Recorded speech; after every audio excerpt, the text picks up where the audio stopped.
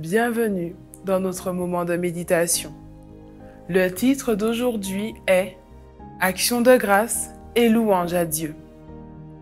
Entrez dans son temple avec reconnaissance. Dans la cour intérieure, exprimez vos louanges. Louez le Seigneur, bénissez son nom. Oui, le Seigneur est bon et son amour dure toujours. De génération en génération, il reste fidèle. Psaume 100, les versets 4 et 5.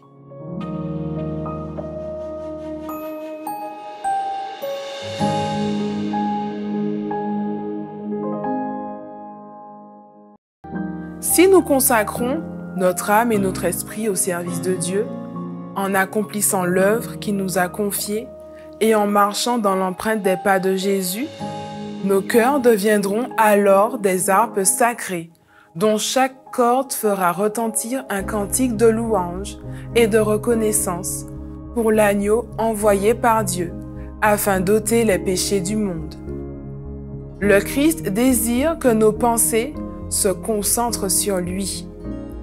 Détournez-vous de vous-même et regardez à Jésus, source de toute bénédiction, de toute grâce, de tout ce qui est précieux et inestimable pour les enfants de Dieu.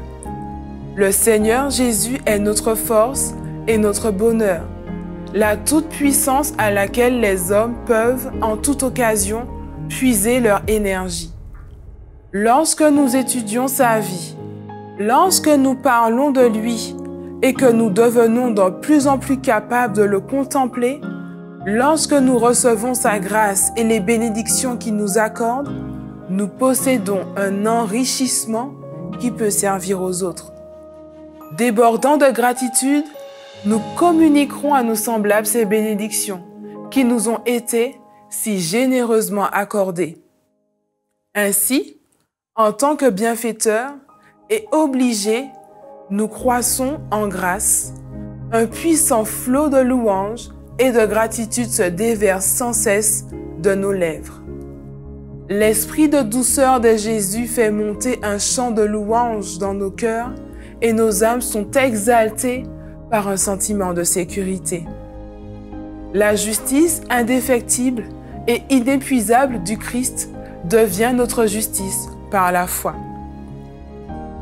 Paul et Silas connaissaient le secret pour élever leur cœur au-dessus de leurs problèmes et entrer dans la présence et la puissance de Dieu.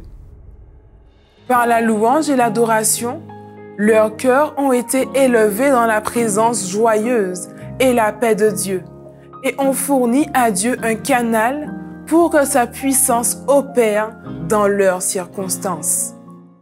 La Bible dit que Dieu siège au milieu des louanges de son peuple, dans le psaume 22, le verset 3. En d'autres termes, Dieu réside dans l'atmosphère de sa louange. Cela signifie que la louange n'est pas simplement une réaction à la présence de Dieu. La louange est un véhicule de foi qui nous amène dans la présence et la puissance de Dieu. La louange et l'adoration sont la porte d'entrée qui nous permet de pénétrer dans la dimension sacrée de sa gloire. Le psalmiste écrit « Entrez dans ses portes avec des louanges, dans ses parvis avec des cantiques. Célébrez-le, bénissez son nom. » Psaume 100, le verset 4.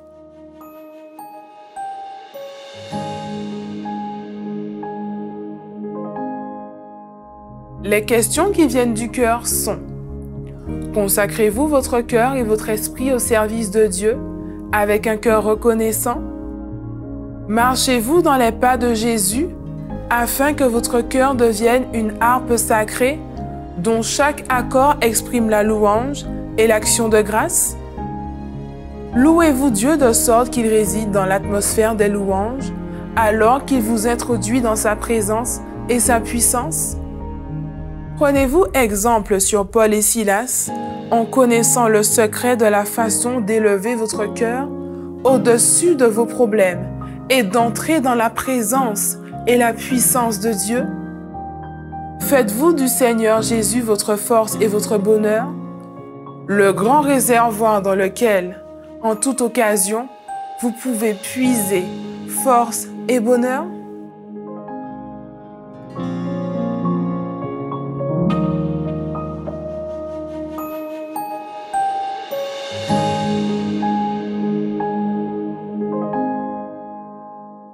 Priez pour que vous trouviez la joie d'entrer dans la présence de Dieu, avec un cœur reconnaissant, et que lorsque vous entrez dans ses cours, vous ayez toujours une attitude de louange. Priez pour que votre cœur devienne une harpe sacrée, et que chaque accord exprime la louange et l'action de grâce à Dieu. Priez pour que tous les membres de notre Église aient un cœur qui devienne une harpe sacrée, et que chaque accord soit une source de louange et d'action de grâce pour Dieu. Priez pour qu'ils aient toujours une attitude de louange en entrant dans le sanctuaire de Dieu et qu'ils le servent avec un cœur reconnaissant. Priez pour les personnes qui perdent leur emploi, sont licenciées ou se demandent d'où viendra leur prochain repas s'ils ne peuvent pas aller travailler. Priez pour que Dieu les soutienne et pourvoie à leurs besoins quotidiens, comme il le promet dans Ésaïe 33, le verset 16 et Philippiens 4, le verset 19. Priez pour qu'il nous donne la puissance nécessaire pour être les témoins radieux qu'il nous a appelés à être.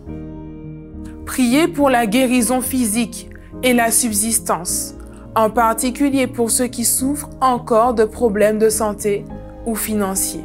Priez pour que le Saint-Esprit permette aux pasteurs du monde entier de continuer à guider leurs membres.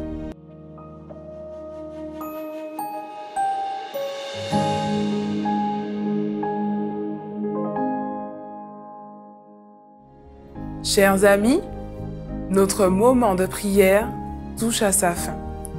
Nous vous remercions de nous avoir suivis et nous vous exhortons donc à prier sans cesse.